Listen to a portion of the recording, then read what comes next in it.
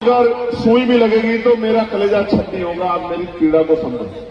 मैं आपको पूछना चाहता हूं, जब तक इस नौजवान की जेब में पैसा नहीं आएगा, जब तक पढ़े लिखे नौजवान को नौकरी रोजगार नहीं मिलेगा, आप बताओ हमारे हालात कैसे बदलेंगे? बताओ क्या बदल सकती है?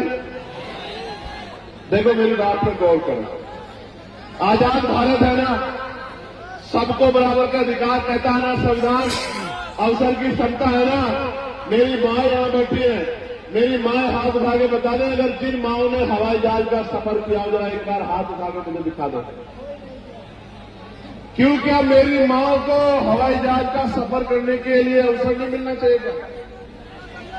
क्यों नहीं मिल रहा? आपको पता है, ये हवाई जहाज, ये हेलीकॉप्टर, ये अमीरों के जेब का सामान है, गरीबों के जेब का नहीं।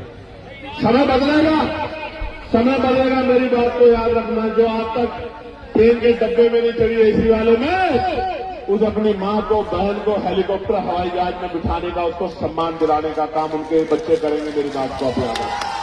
लेकिन मैं पहली बार नौजवानों से कर रहा था, मैं नौजवानों से पूछना चाहता हूं, जब धीरे धीरे आरक्षण खत्म हो जाएगा, सरकारी नौकरियां खत्म हो जाएगी, तो आरक्षण स्वतः खत्म हो जाएगा, तो इस देश में जहां इतनी गैर बराबरी जाति धर्म के नाम पे, तो आप गरीबों को कुर्सी पे कौन बैठने देगा? इसलिए मैं पार्लियामेंट में बिल लेके आया कि निजी क्षेत्रों में आरक्षण व्यवस्था लागू होनी चाहिए। आप बताओ होनी चाहिए नहीं होनी चाहिए? जोर से बताओ होनी चाहिए नहीं होनी चाहिए? तो अगर आप मानते होनी चाहिए तो अब आप जनवरी के बाद तैयार हो जाना। हम लोग निजी क्षेत्रों में SC ST OBC के लोगों को आरक्षण मिले, इसके लिए हम लोग पूरे प्रदेश में यात्रा करने का काम करेंगे। तैयार होनी, तैयार हो बताओ। और सुनो, जितना बैकलॉग बाकी है उसको हम लोग भरवाने का काम करेंगे। मेरी बात को आप याद रखना।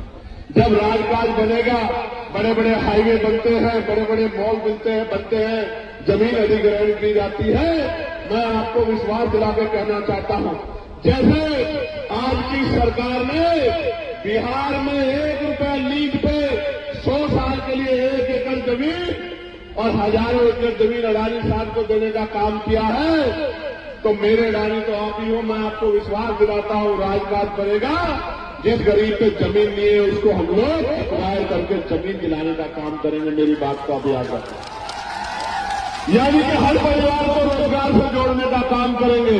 मैं तो पार्लियामेंट में आशा बहनों की वेतन वृद्धि, आंगनबाड़ी बहनों की वेतन वृद्धि, भोजन माताओं की वेतन वृद्धि, शिक्षा मित्रों की वेतन वृद्धि, अनुदेशकों की वेतन वृद्धि, PRT के जवानों की वेतन वृद्धि, होमगार्ड भाइयों की वेतन वृद्धि, पंचायत सहायकों की वेतन वृद्धि, चौकीदार भाइयों की वेतन वृद्धि, सबके लिए मैं पार्लियामेंट में आवाज उठाने का काम करता हूं। और पुलिस के जो भाई है, इनको 8 घंटे की ड्यूटी मिले, सप्ताह में 1 दिन छुट्टी मिले, बॉर्डर स्कीम खत्म हो, वेतन विसंख्या दूर हो, बीएड के भाइयों को जो बीएड करे भाई हैं उनको अध्यापक की नौकरी मिले, BTC के भाइयों बहनों को नौकरी मिले, इसके लिए मैं पार्लियामेंट में लगातार आवाज उठाता हूं। लेकिन जब हमारी संख्या कम है, जब मैं आवाज उठाता हूं तो वो सोचते हैं इस आवाज को दबा दिया जाए। कोई अधिकारी मुझे फोन करके कहता है कि आपकी संस्था छीन लेंगे। मैं उनसे यही कहता हूं हाथ जोड़ के कि वोट का अधिकार बाबा साहब ने दिया था और वोट देके इन लोगों ने पार्लियामेंट में भेजा है। वोट देके कामयाब बनाना या कमजोर करना वो इनके हाथ में है। इनको फैसला करना है कि ये क्या चाहते हैं। आप ये बताओ, आजाद समाज पार्टी को मजबूत होना चाहिए नहीं होना चाहिए? बताओ। आजाद समाज पार्टी की ताकत बननी चाहिए नहीं बननी चाहिए? देखो आज किस तरह के दिन आ गए हैं कि मध्य प्रदेश में संविधान निर्माता बाबा साहब अम्बेडकर का पुतला जलाया जा रहा है। क्या ये तकलीफ दे है या नहीं, ये बताओ? क्या हमारे सीने में आग लगनी चाहिए नहीं लगनी चाहिए? मैंने सरकार को चैलेंज किया है कि अगर 72 घंटे में उन पर अपराधियों पर कार्रवाई नहीं हुई तो मैं पैदल ही ग्वालियर के लिए निकलूंगा और किसी कीमत पे पीछे हटने वाला नहीं हूं, क्योंकि हम अपने महापुरुषों का अपमान किसी भी कीमत पर नहीं सहेंगे। प्यारे साथियों,